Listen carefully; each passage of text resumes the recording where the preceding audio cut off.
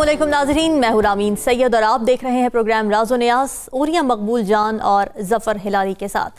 नाज़रीन, दिसंबर के सर्द मौसम में सियासत की गर्मा गर्मी जारी है। सियासी जोड़ तोड़ का आगाज़ एक मरतबा फिर हो चुका है और मुलाकातों, बयानात और इल्ज़ामात का सिलसिला भी रुका नहीं है। ये तो पता है कि कौन किससे मिल रहा है और क्या कह रहा है, लेकिन आगे क्या होने वाला है और अंदर की कहानी है क्या, किसी को कुछ मालूम नहीं है। ओरिया साहब, पसे पर्दा राब्तों की खबरें सुनने में आती हैं जिससे उम्मीद पैदा होती है कि मामला जल्द सुलझ जाएंगे। फिर मुखालिफाना बयानात की बमबारी शुरू हो जाती है और सूरत हाल डेडलॉक का शिकार हो जाती है। तो इस सियासी मैदान में चल क्या रहा है? देखिए, कल मैंने खबर आपको दी थी कि जो सालिक है वो वहाँ पर गया हुआ है और उसने बाकायदा एक प्रपोज़ल लेके गई है कि अगर नून लीग सपोर्ट करे उसको, परवेज़ लाई को, तो परवेज़ लाई जो है वो चीफ मिनिस्टर रह सकता है। अच्छा, आज इमरान खान ने अपनी प्रेस कॉन्फ्रेंस में उसकी तस्दीक कर दी। इमरान खान ने कहा कि जरदारी ने उसको भेजा है। जरदारी ने पहले फ़ोन किया और उसको, नवाज शरीफ को, और इधर से सालिक को भेजा। अब यहाँ से देखें कि दोनों भाई जो हैं ये डैगर्स ड्रॉन एक दूसरे के खिलाफ गालियां दे रहे हैं कि ये हो गया, वो छोड़ गया, वो वादा खिलाफ हो गया, उसने मिठाई खा के पीछे हट गया, रात को उसको पता नहीं किसका फ़ोन आ गया, ये हो गया। तो लेकिन वहाँ पर यह है कि वो उन्होंने परवेज़ लाई की इसको एक्सटेंशन करने के लिए सालिक जो है वो वहाँ पर गया है। अच्छा। और लेकिन मेरी इत्तला ये है कि नवाज शरीफ ने वहाँ से बिल्कुल इनकार कर दिया। उसने कहा है कि कोई ट्रस्ट नहीं। अब 2-3 प्लान उनके सामने हैं। पहला प्लान तो ये है कि अगर असम्बली तोड़ देता है अपना इमरान खान, तो असेंबली तोड़ने के फ़ौरन बाद होगा कि इंटरिम गवर्नमेंट आ जाएगी। अब इंटरिम गवर्नमेंट जो भी आएगी वो वीक गवर्नमेंट होती है, वो ज़ाहिर बात है अपने इलेक्शन में मसरूफ़ होगी और उसको लॉ एंड ऑर्डर की उस तरह मैनेज करने की सूरत हाल नहीं हो सकती। और एयरपोर्ट वैसे ही फेडरल गवर्नमेंट के पास होता है। अब आप एयरपोर्ट पे उतारें, किसी भी एयरपोर्ट पे उतारें, इस्लामाबाद पे उतारें, तो इस्लामाबाद में आबाद आपकी पुलिस नवाज शरीफ को तो गिरफ्तार नहीं करेगी। तो वो अगर पाकिस्तान पहुंच जाता है तो वो उसके आगे फिर आके बेल वेल का जो कुछ चीज मसला करना है जैसे यहाँ हो रहा है। अब देखें, पाकिस्तान का निज़ाम अदल इंतहाई तकलीफ दे कि आपके खिलाफ केस चलता है, बाकायदा आप मफरूर होते हो उस केस के अंदर, 4 साल वहां बाहर रहते हो। कानून ये कहता है कि पुलिस के सामने जो भी गवाही देगा वो it's not admissible before the court, वो कोर्ट के सामने उस बयान की कोई हैसियत नहीं। लेकिन अदालत राना सनाउल्लाह के मामले में, अदालत शहबाज शरीफ के मामले में और अदालत सलमान शहबाज के मामले में यह फैसला करती है कि गवाहों के बयान ठीक नहीं है, वो बयान जो अदालत के सामने कभी पेश नहीं हुए, क्योंकि फर्द जुर्म जब आयद होती है उसके बाद आके अदालत में बयान दिया जाता है। कोई बयान अदालत ने नहीं दिया, बयान दिए पुलिस के सामने, और पुलिस के बयान के ऊपर जिसको दुनिया पूरी कहती है कि इसको पुलिस के सामने बयान जो है नाकाबिले यकीन है, क्योंकि जबरदस्ती भी लिया जा सकता है, गलत भी लिया जा सकता है, अदालत के सामने नहीं हुआ, उसकी बुनियाद पर फैसले हो रहे हैं। राना सनाउल्लाह बरी होता है पुलिस के ऊपर, बयानात के ऊपर। ठीक कहा जी, 2 गवाह मुकर गए। भाई गवाह मुकरे तो अदालत में केस शुरू नहीं हुआ, गवाह किधर से मुकर गए? यानी आप फर्द जुर्म आयद करेंगे, एक आदमी कहेगा मैं मुजरिम नहीं हूं, फिर उसके मुकाबले में गवाह आएंगे। तो एक तो सलमान शहबाज की आमद जो हो गई है और पाकिस्तान का माबा, मैं ना जीना मरना पाकिस्तान के साथ, अस्तगफिरुल्लाह रब्बी मिन कुल्लि ज़ंबिन व अतूब। यानी आप किधर से जीना मरना आपका पाकिस्तान के साथ हो। फिर उसके बाद अब ये एक तो प्लान उनका ये है। दूसरा ये है कि आज इमरान खान साहब ने भी कहा है कि मैं दिसंबर तक देख रहा हूं, अगर ये डेडलाइन देते हैं तो या इलेक्शन की डेट देते हैं तो फार्मूला पेश करते हैं। फार्मूला, लेकिन मेरी इत्तला ये है कि इन पे दबाव बहुत ज्यादा है। किस पे? गवर्नमेंट पे भी। अच्छा। क्योंकि पाकिस्तान के हालात जो है ना, जिस तरह के चल रहे हैं, जिस तरह की इस वक्त इकोनॉमिक कंडीशन हो गई है, देखें आप मजीद आपको किसी तौर पर रिमिटेंसेस तो आएंगी नहीं, ना आप पे ट्रस्ट किया जा रहा है और कोई आपसे इंटरनेशनल इन्वेस्टर ट्रस्ट नहीं कर रहा। 100% रिस्क के ऊपर आपका मुकाम आ चुका हुआ है, आप पैसे कहाँ से लाएंगे? अच्छा, वो तरसा के चीन, तरसा के सऊदी अरेबिया, चीन ने तो बखत दिया नहीं, सऊदी अरब ने कहा पैसे रखे रखो, खर्च मत करना। ऐसी सूरत में वो कहते हैं कि कोई रास्ता निकले। एक ही मैंने कहा था उस दिन भी हर्डल है, वो कहते हैं कुछ 6-7 महीने के लिए एक इंटरिम गवर्नमेंट आ जाए, वो इसको संभाले और ये करे, क्योंकि ये बजट जो है ना, ये नवाज शरीफ शहबाज शरीफ की गवर्नमेंट बनाने के काबिल नहीं है। जून के बजट के बाद इनके रिसोर्सेज नहीं है, तो बजट क्या बनाएंगे? ठीक है। हिलाली साहब, आज इमरान खान ने जो गुफ्तगू की है तो उसमें उन्होंने दोबारा से ये बात दोहराई है कि दिसंबर में वो असेंबलियों से निकल जाएंगे, तो उनके इस फैसले पर क्या उनके इत्तेहादी भी ऑन बोर्ड हैं? क्योंकि तजादात सामने आ रहे हैं ना बयानात में। पंजाब काबीना में एक फ़र्द भी शामिल हो जाते हैं जिस पर इमरान खान ये कहते हैं कि इससे उनकी बयानी को नुकसान पहुँचा था। तो क्या देख रहे हैं, मामला किस तरफ जाएंगे? जी हाँ, बिल्कुल लगता है ऐसा है। तो हम लोग जो हैं, मेरे ख्याल में औरिया साहब और मैं जब हम बैठते हैं हर हफ्ते, हमें देखना चाहिए कि ये जो इमरान खान का सुनामी हम एक्सपेक्ट कर रहे थे वो ऑफिस में 2/3 मेजॉरिटी के साथ इलेक्ट करें, क्या जो हफ्ता गुजरा है क्या इसमें ये सुनामी का मोमेंटम उतना ही तगड़ा रहा है कि कुछ कमज़ोर हो गया है? अच्छा, इस पे मेरे ख्याल में अगर हम असेसमेंट कॉन्सेंट्रेट करें तो हम क्या देख रहे हैं? देखिए, मैं तो मेरे ख्याल में इमरान खान ने जाके कल टेलीविज़न पे कहा है, बाजवा साहब के खिलाफ उन्होंने खासे क्रिटिकल पोजीशन लिया है अगेंस्ट जनरल बाजवा। जी जी। अब मैं नहीं समझता कि क्रिटिसिज्म ऑफ बाजवा साहब, मैं नहीं समझता कि वो इस्टेब्लिशमेंट को खुश करती है, बिल्कुल नहीं। मैं ख्याल में वो सुनना नहीं चाहते ऐसी बातें। अगर भी सही हो वो कहते हैं चले गया आप भूल जाओ, मगर अगर इमरान खान ऐसा ही चले और उनको इफ़ आई में से सो थोड़ा सा नाखुश रखे, तो एक और चीज़ इमरान खान को ख्याल रखना चाहिए कि कोई भी पार्टी बग़ैर इस्टेब्लिशमेंट के सपोर्ट से मेरे ख्याल में इलेक्शन नहीं जीती है अब तक पाकिस्तान में। माने अगर उनका एक्टिव सपोर्ट नहीं हुआ तो एक किस्म का पैसिव सपोर्ट होता है, रीजनेबल गुडविल होता है, मगर अगर वो भी नहीं है तो मेरे ख्याल में ये इम्पैक्ट करेगा इलेक्शन को, और ये इम्पैक्ट करेगा momentum of the tsunami, number 1। दूसरी बात, देखिए ये जो इलेक्टेबल्स हैं, मिसाल के तौर पे मैं ये जो वो क्या बख्तियार साहब, क्या वो थे वो साउथ पंजाब के खुसरो बख्तियार, हाँ वो पता नहीं किधर गायब हो गए, नाम और निशानी नहीं है उनका। वो एक इलेक्टेबल्स थे, और आप देख रहे होंगे कि इलेक्टेबल्स जो होते हैं अमूमन उनका एस्टेब्लिशमेंट के साथ अच्छा राब्ता होता है। अब अगर वो जो हैं वो भी इंडिपेंडेंट हैं ना, वो देखना चाहते हैं कौन सी पार्टी जीतेगी और फिर वो उनके साथ मिल जाते हैं। तो अगर उनका भी इनके साथ ताल्लुकात अच्छा नहीं हो तो that is also a sizable number जो उनके साथ शायद ना हो। माने अगर इंडिपेंडेंट नहीं भी वो आए फिर भी उनका he will not be well disposed. और तीसरी बात ये है कि मैंने जो सुना है कि इमरान खान साहब जो हैं उनके जो सपोर्टर्स हैं वो भी बड़े काफ़ी मिलिटेंट हैं। वो कहते हैं उनको कि जो तुमने वादा किया पूरा करो, तुमने कहा तोड़ो इलेक्शन को, तोड़ो असेंबलियों को, डिसॉल्व करो, तो अब तुम्हें करना पड़ेगा, अगर आप नहीं करेंगे तो आप फिर वीक हो जाएंगे।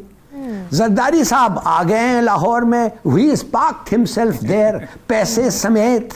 वो देख रहे हैं कौन एमपीएस हैं जो शायद नो कॉन्फिडेंस मोशन में उधर जाएं। वो देख रहे हैं कि साउथ पंजाब में पीपीपी के लिए मैं कुछ इलेक्शन ढूंढूं। तो मेरा ख्याल में ये सब चैलेंजेस हैं इमरान खान को, which I think he should address. तो मेरा अपना ख्याल ये है बीबी कि ये जो फैक्टर्स हैं इस वक्त इस हफ्ते में ये जो सरफेस किए नहीं बता रहे हैं कि Imran Khan is necessarily getting stronger. ठीक है औरिया साहब, ये जो हिलाली साहब ने बात की है कि अवामी प्रेशर है अब इमरान खान पे, और अगर उन्होंने असेंबलियां नहीं तोड़ी तो फिर उनका जो सपोर्टर है, वोटर है, वो नाराज हो सकता है। तो आप देखिए, मैं आपको अर्ज करूँ, हिलाली साहब अच्छी तजिया किया है। एक एस्टेब्लिशमेंट का एक हवा था 10 अप्रैल से पहले। मैं चूँकि तकरीबन 4 या 5 इलेक्शंस मैंने हैयत रिटर्निंग अफसर करवाए हुए हैं। अच्छा। तो मैं आपको ज़रा सा थोड़ी सी उसमें बताऊं कि एस्टेब्लिशमेंट का एक खौफ क्रिएट किया होता है और एस्टेब्लिशमेंट उसके ज़रिए लोगों को साथ लेकर चलती है। 1988 में जब बेनज़ीर का इलेक्शन आया था तो IGI बनाई गई थी और सारी पार्टियों को नवाज शरीफ के साथ इकट्ठा कर दिया गया था। उस वक़्त मुज़ामुस्सा जतोई ये सारे होते थे। ठीक, आप अंदाज़ा करें कि पूरी इस्टेब्लिशमेंट पीछे थी, लेकिन 6 के 65 वोट ले सकी थी पूरी, और बेनज़ीर के पास 81 वोट आ गए थे। और उसके बाद हुआ यह था कि बाकी पार्टियों को मिला के गुलाम इसाक खान ने मीटिंग्स की थी, उनको लेके आए थे। एक तो ये मिसाल उसकी बड़ी अहम है कि इस्टेब्लिशमेंट के फिर उसके बाद इस्टेब्लिशमेंट ने इन रोड्स बनाना शुरू कर दिए, आगे आगे आगे चलते गए। 3-4 इलेक्शंस के अंदर उन्होंने इन रोड्स बनाए, अपने इलेक्टेबल्स लेके आए। आखिरी जो मार्का हुआ था वो हुआ था परवेज़ मुशर्रफ के ज़माने में। इस्टेब्लिशमेंट का सबसे तगड़ा मार्का जो था, परवेज़ मुशर्रफ ने नैब बनाया, नैब बना के सबके खिलाफ केसेस बनाए। उन केसेस के मुकाबले में लोगों को बाकायदा ब्लैकमेल करके काफ लीग में शामिल कराया। एक तो केस का तो मैं गवाह हूं कि एक बंदे को बलूचिस्तान का वज़ीर आला बनाना था, मैं उस केस के अंदर विटनेस था। मैं वहां लेके गया कागज, उस कागज में जो जिस पे उसने दस्तखत किए थे बैसियत चीफ मिनिस्टर, वो कागज गायब, उस नीचे से दस्तखत गायब थे, ओरिजिनल कागज गायब था। मेरे पास फोटो कापी में दस्तखत मौजूद थे। उसने कहा ये आप पे फोटो कापी है, ओरिजिनल नहीं, हमारे पास ये फोटो कापी है, उसमें दस्तखत है ही नहीं। तो उसको बना दिया गया, केस बनाया था। इस तरह करने के बावजूद भी ज़फ़रुल्लाह जमाली की गवर्नमेंट के लिए पूरे बंदे नहीं हुए थे। पीपल्स पार्टी ने बाकायदा 13 बंदे पैट्रियट के तोड़ के वो जो फैसल सालेयात वगैरह वो दिए थे, तब भी बंदे पूरे नहीं हो रहे थे। अच्छा। फिर एक बंदा सपाए साहबा का लेके आए थे, आजम तारक, उसको जाके जेल से निकाल के उसको वोट दिए थे। अच्छा, ये तो मैं पुरानी बात कर रहा हूं। 10 अप्रैल के बाद 2 इलेक्शन हुए, मेजर 2 इलेक्शन हुए। पहला इलेक्शन हुआ है जो ये जिनकी बात कर रहे हैं खुसरो बख्तियार वगैरह, उनके जेर साया भी 2 MPA थे, वो थे इस तरह का अपना, क्योंकि वो प्रोविंशियल गवर्नमेंट का इलेक्शन। ये वो लोग थे जो 17-20 लोग थे कि जो लोटे बने थे, और इसके बारे में असेंबली ने कहा था, सुप्रीम कोर्ट ने कहा था इनकी रुकनीत खत्म। ये PTI के नहीं थे, ये आज़ाद थे, लेकिन PTI में शामिल कराए गए थे, जैसे नवानी है, जैसे ननगियाल है। आप सोचें, सारी ऑड इमरान खान के खिलाफ, हमजा शहबाज वज़ीर आला, इलेक्शन कमीशन उसके खिलाफ, ठीक, एस्टेब्लिशमेंट उसके खिलाफ, सुप्रीम कोर्ट उसके खिलाफ केस बना रही है। 17 इलेक्शन जीता और स्वीपिंग, उससे जैसे कहता है मेजॉरिटी, ऐसी मेजॉरिटी थी कि आप सोच नहीं सकते।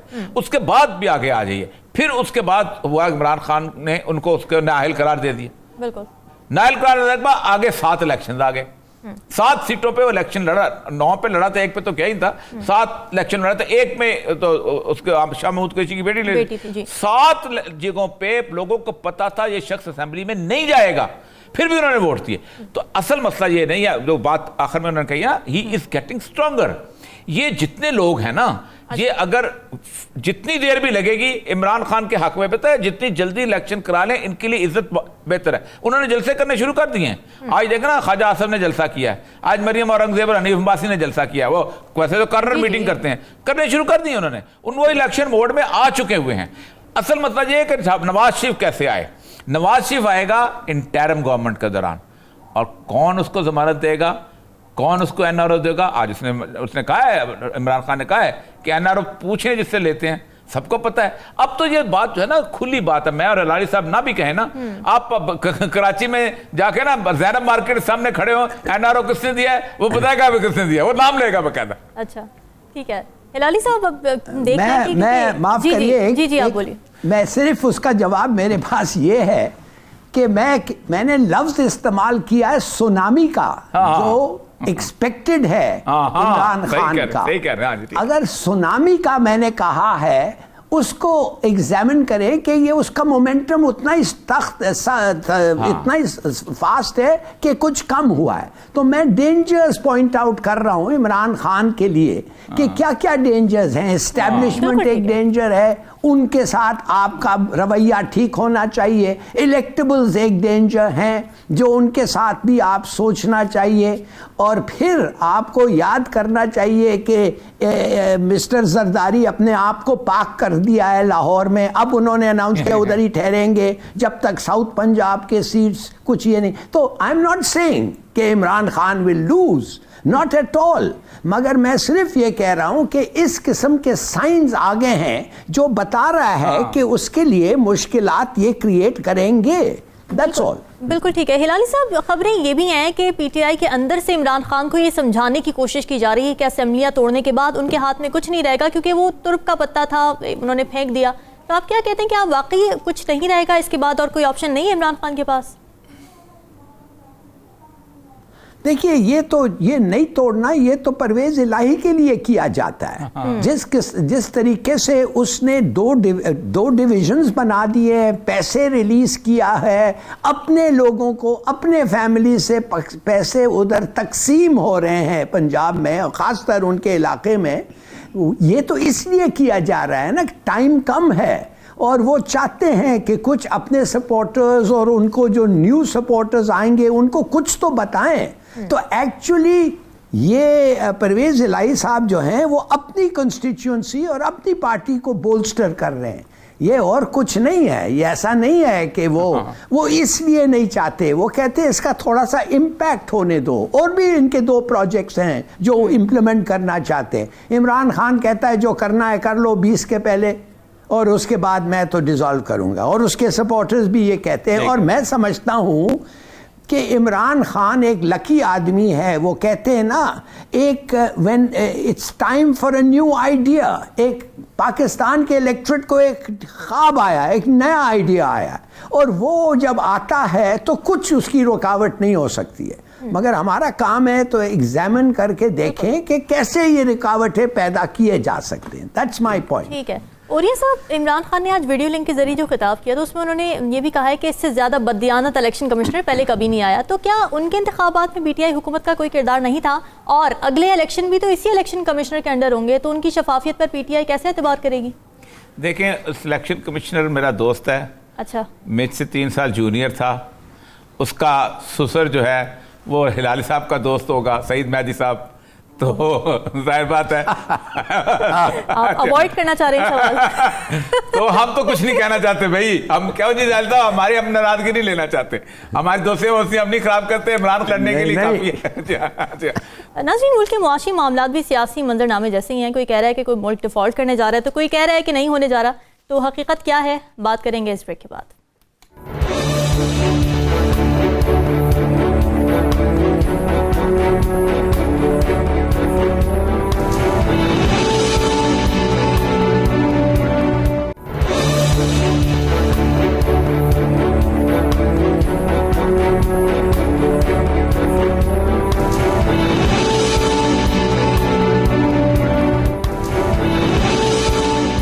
नाज़रीन, मुल्की मईशत की सूरत हाल कुछ यूँ है कि IMF से मुज़ाकरात तात्तुल का शिकार हैं, डॉलर काबू में नहीं आ रहा है और महंगाई भी बढ़ती चली जा रही है। और जो तबका इस सूरत हाल से सबसे ज़्यादा मुतासिर है वो है अवाम और सिर्फ अवाम। और ये सब वज़ीर ख़जाना मुसलसल ये कह रहे हैं कि मुल्क डिफ़ॉल्ट होने नहीं जा रहा। अगर उनका ये मौक़िफ़ मान भी लिया जाए तो इस हकीकत से वो इनकार नहीं कर सकते कि मुआशी हालात ठीक नहीं हैं, और इतने हफ्ते गुजर जाने के बावजूद अभी तक कोई पॉलिसी भी सामने नहीं आई है। तो अगर कोई सिर्फ ये कह दे कि मुल्क डिफ़ॉल्ट नहीं होगा तो क्या मान लेना चाहिए?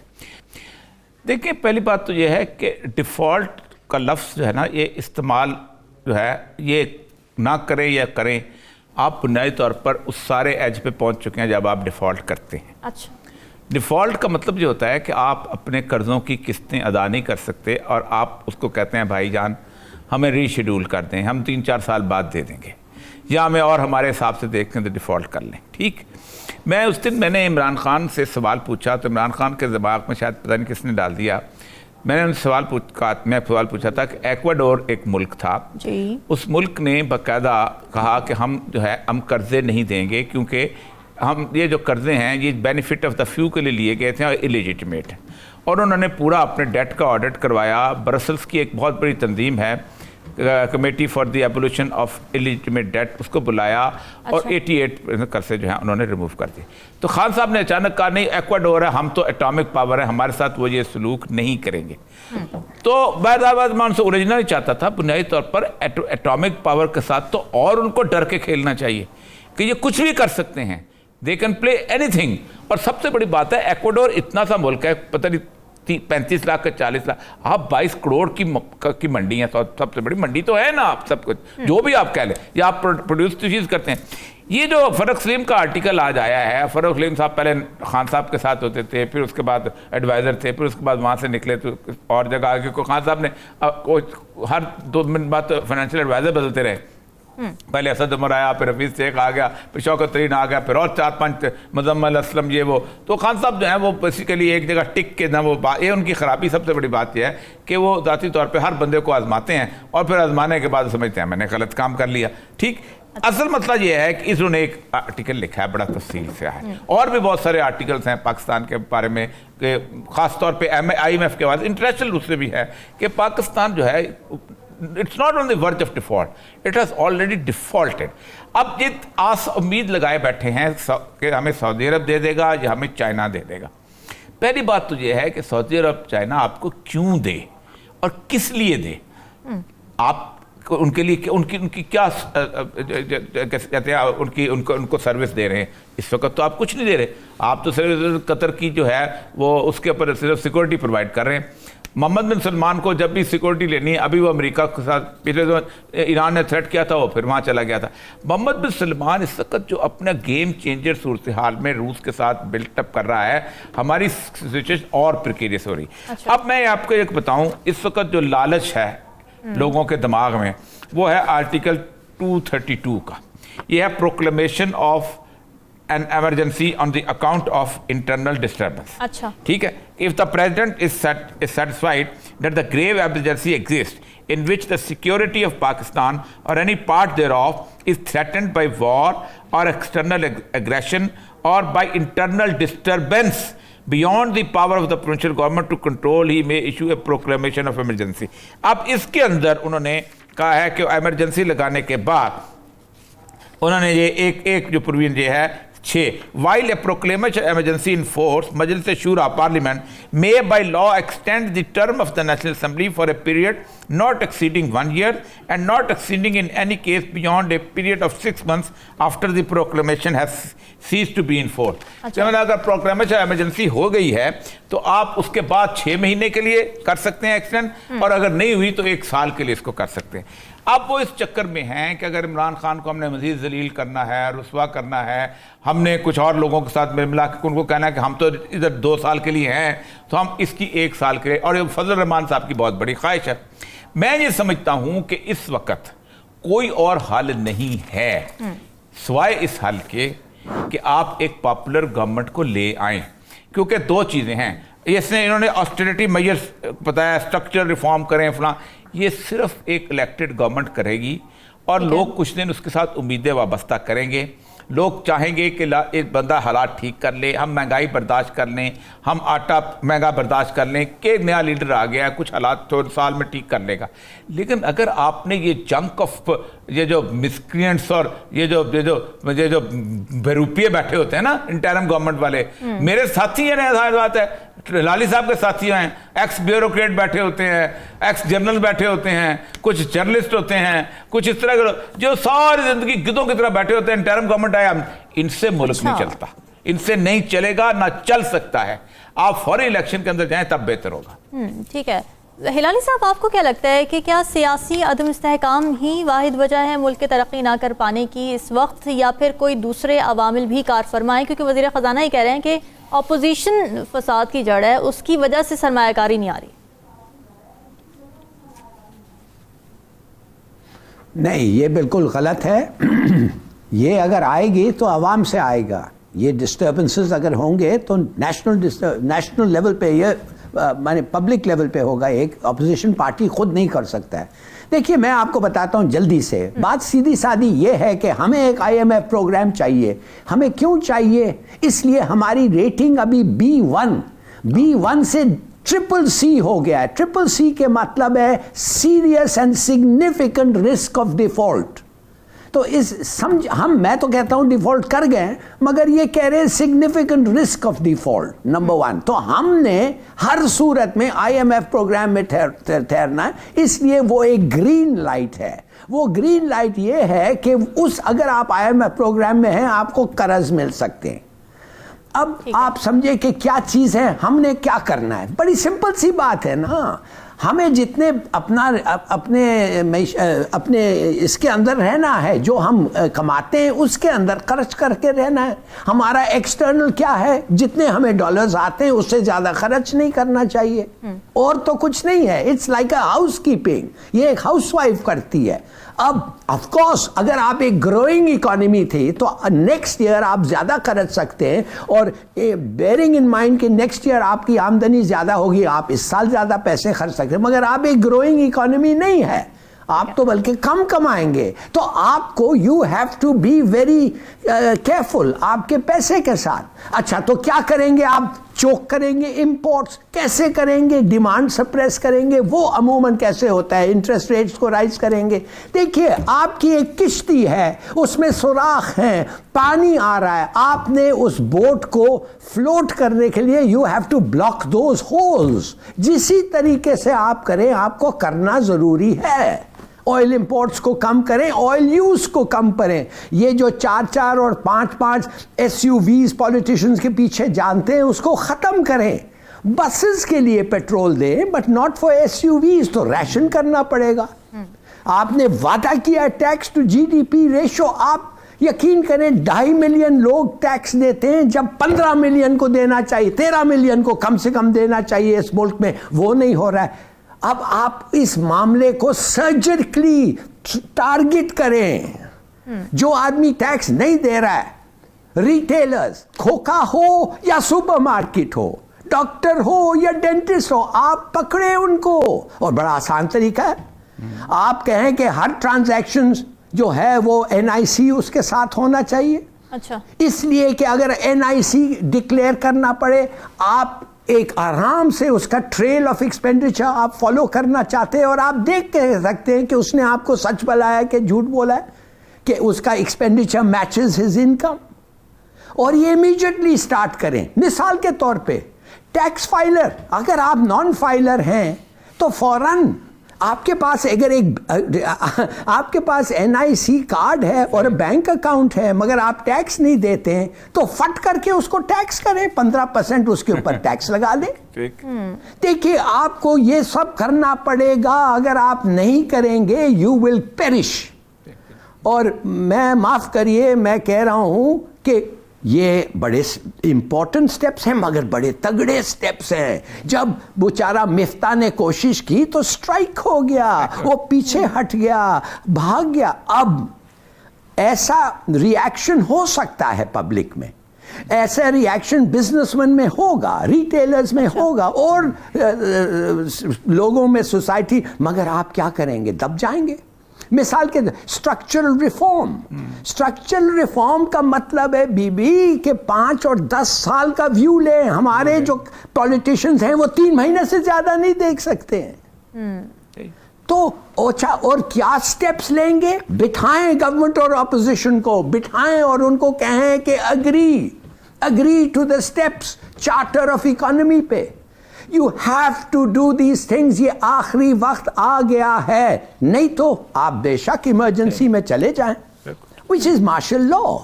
वो तो प्रेसिडेंट इमरजेंसी डिक्लेयर करके, मैं नहीं समझता कि ये क्यों बचेंगे। ये जो PDM है, ये क्यों बचेगी? Why should we remain with them? Proclamation of emergency, maybe they're not needed। फिर नया गवर्नमेंट को अपॉइंट कर सकता है प्रेसिडेंट। मुझे नहीं पता, आपके पास कॉन्स्टिट्यूशन है, आप देख लें उसमें।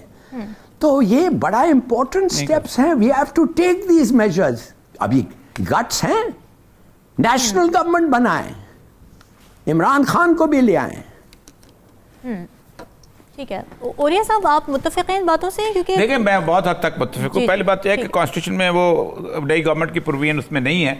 वो ये 18th अमेंडमेंट के बाद उन्होंने ये जमहूरियत की जो ख़ास हमने छड़ी पकड़ी है ना, उसी से हिसाब से हमने इसको चलाया है, क्योंकि अपने हक में उन्होंने की थी। पहली बात तो ये है कि 2 बंदे जो थे उन्होंने काम करना शुरू किया था। एक शब्बर जैदी साहब थे और दूसरे मिफ्ता इस्माइल। इन्होंने बाकायदा टैक्स के हिसाब से काम करा। अब देखिए, मेरी बात सुनो, सिंपल सी बात है कि आपने कहा है कि अगर आप एक 60 लाख की गाड़ी खरीदेंगे, तो अगर आप फाइलर हैं तो आप इतना टैक्स देंगे, और नॉन फाइलर हैं तो आप इतना टैक्स। ओ भाई, अल्लाह के बंदो, एक बंदा 60 लाख की गाड़ी खरीद रहा है, वो नॉन फाइलर है क्यों? उसका गर्दन से क्यों नहीं पकड़ते हो तुम, कि तुम टैक्स क्यों नहीं देते हो तुम? ठीक, आपके पास रिकॉर्ड है कि इस एक बंदे ने पाकिस्तान एयरलाइंस के ऊपर कितना सफर किया, इस बंदे ने एमिरेट्स पे कितना सफर किया, इस बंदे ने उस पर कितना सफर किया। आप उसके हिसाब से उसको कॉल करें, आप उसको लेके आए। वो जो ट्रैकिंग सिस्टम उन्होंने लगाना चाहता, जो कि ट्रैकिंग सिस्टम ये नहीं लगाना चाहते, वो आपको नाफिज करना पड़ेगा। आपको बाकायदा एक जो इवन पान के खोखे से लेके सब तक सबको आपको बुक्ड इकॉनमी में लेके जाना पड़ेगा। आपका मसला पता है क्या है? आपके यहाँ 91-92% के करीब इकॉनमी जो है उसको कोई जानता ही नहीं है। वो चल रही है। पान वाला जो है या फलाना पान वाला जो है ये लाखों रुपए भी कमा ले तो ये तो पान वाला है सिर्फ, यार वो तो क्या कमाता होगा, इसलिए वो टैक्स नहीं देता। इस तरह कई ऐसे लोग छोटे छोटे लोग जो हैं वो बुनियादी तौर पर समझते हैं कि हम तो जो हैं बस छोटी सी दुकान है, वो एक इनकम टैक्स अफसर को 5 लाख रुपया दे सकते हैं लेकिन 50,000 रुपये टैक्स नहीं देंगे। ये आपको रिफॉर्म करनी पड़ेगी। लेकिन ये रिफॉर्म कौन करेगा? अगर आप समझते हैं कि इंटरिम गवर्नमेंट करेगी या इस तरह के लोग करेंगे जिनको लोग पहचानते नहीं, तो आप याद रखिए कोई नहीं मानेगा। ताजर भी साथ मिल जाएंगे और लोग भी साथ मिल जाएंगे, एग्रीकल्चर्स भी साथ मिल जाएंगे, ठीक है, उसके साथ इंडस्ट्रीज भी साथ में, और आवाम का तो वैसे सुनामी मौजूद है। आप एक खौफनाक सूरत हाल के अंदर चले जाएंगे। इसीलिए कहता हूं इलेक्शन कराएं, बेशक 15 दिन के अंदर कराएं, 15 दिन की कैंपेन चलाएं, जल्दी इलेक्शन कराएं ताकि एक नई गवर्नमेंट आए और वो अगले एक विजन के साथ आगे काम करे। उसके साथ आप बेशक आप कोशिश करें, आप इन्फ्लुएंस करते हैं। अगर आप इतना इन्फ्लुएंस कर सकते हैं कि सऊदी अरब से तल्लुकात कैसे होने चाहिए और इंडिया के साथ पॉलिसी कैसी होनी चाहिए और अमेरिका के साथ कैसी होनी चाहिए, तो पाकिस्तान के बारे में भी तो सोचे एस्टैब्लिशमेंट। तो ये क्यों नहीं सोच सकते आप बैठ के उनके साथ, क्या है हमारे साथ मिलते हैं, हंगामी बुनियादों पर इक़दाम करने की जरूरत है। रिफॉर्म कौन करेगा ये रिफॉर्म्स, ये अहम सवाल है। नाज़रीन, यहाँ वक्त हुआ एक ब्रेक का, स्टे विद अस।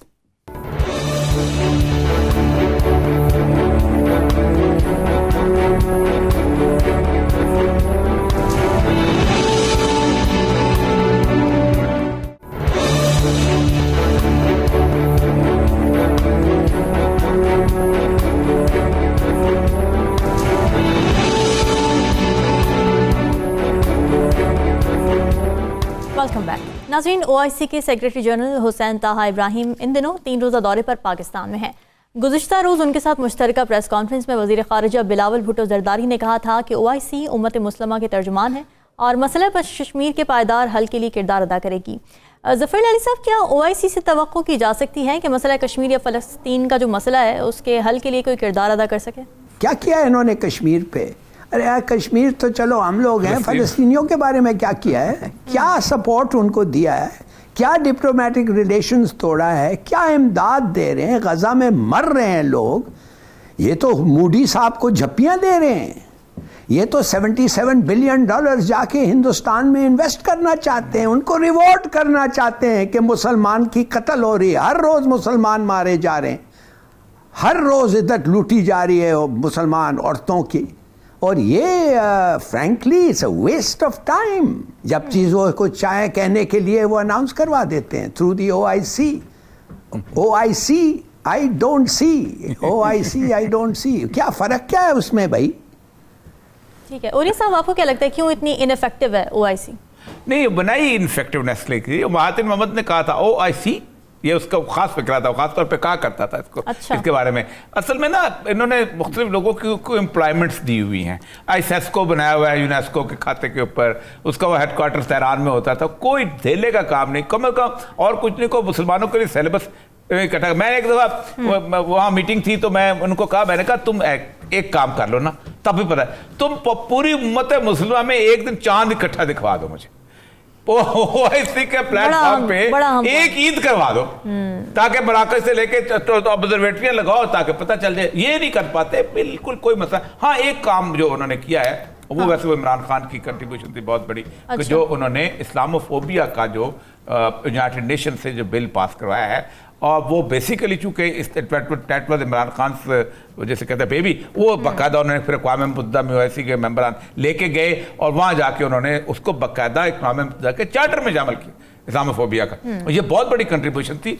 असल मसला ये नहीं होता, मसला ये होता है कि OIC जो है ना, इसके अंदर लीडरशिप का फुकदान है। जिस ज़माने में जुल्फ़िकार अली भुट्टो था और वो शाह फैसल था, उधर नासिर था, उधर वो अपना कज़ाफ़ी था, ये सारे लोग इस वक्त थे। उस वक्त आपको याद होगा कि रबात की कॉन्फ्रेंस के अंदर वो याया खान ने कहा था कि इंडियन मुस्लिम्स का ये बंदा क्यों आया हुआ है, और रबात की कॉन्फ्रेंस में उन्होंने उठा के बाहर मारा था, निकालो इसको, ये क्यों आया हुआ है। उन्होंने कहा हम तो इंडियन मुस्लिम्स की वजह से बुलाया। उसने कहा मैं नहीं बैठता हूँ उधर। तो ये आपकी हैसियत थी भुट्टो से पहले भी, पहली का इस वक्त भुट्टो जब यहाँ पर आया था, जिस वक्त उसने कॉन्फ्रेंस बुलाई थी, कैफियत बन गई थी। ऑयल एज ए वेपन उस कॉन्फ्रेंस के बाद ही तो यूज़ किया है अपना उसने, अपना शाह फैसल ने। आप अंदाज़ा करें कि ये लेवल था कि बांग्लादेश को पाकिस्तान ने तस्लीम नहीं किया हुआ था, इंडिया ने उसको तोड़ा था, बांग्लादेश में हज आ गया। जब वो हज आया है तो बांग्लादेश का जहाज जो था, बहरी जहाज, वो वहां पर खड़ा था। फैसल ने कहा ये जहाज अंदर नहीं आएगा जब तक इसके ऊपर पाकिस्तान का फ्लैग नहीं लहराएंगे। मैं मानता ही नहीं हूं तुम्हें, तो मैं तुम्हें कैसे हज करने दूं। वो फ्लैग पाकिस्तान का वापस लहराया गया, तब वो जहाज अंदर आया। अब खत्म है। एक को उन्होंने अपने आप देख लें, जितने लोग थे ना ओआईसी में, सारे शहीद कर दिए गए या मारे गए या फांसी। फैसल, उस बेचारे को शहीद कर दिया गया। जुल्फकार अली भुट्टो को यहाँ फांसी लगा दी गई। कज़ाफी को देखें उसके साथ क्या शुरू हुआ। बाकी अहमद हसन बकर वकर, ये सारे हमारी मदियन, क्या उनके साथ किया, बिल्कुल खत्म।